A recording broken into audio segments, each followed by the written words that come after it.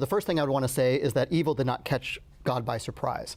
So he did know beforehand. The Bible does describe that he has foreknowledge, so he knows the future free will decisions of creatures before they take place. So why didn't he use that foreknowledge? Many people ask, and I think this is what you're asking, like he could have just not created the creature who fell and became Satan, right?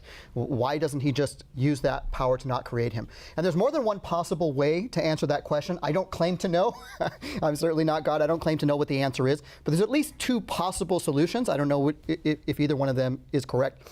But one of them is that perhaps if God were to use his foreknowledge and say, well, I'm just not going to create Lucifer because he's going to do all these horrible things, it might be that someone else would have arisen that would be even worse, right? It might have been worse on the whole for the entire universe if God had used his foreknowledge in that way, in ways that we cannot actually understand or foresee because we don't know the end from the beginning.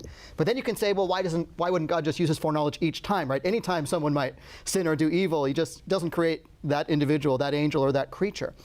And it seems to many people, many thinkers, that if God were to use his power that way, that none of us would really have free will.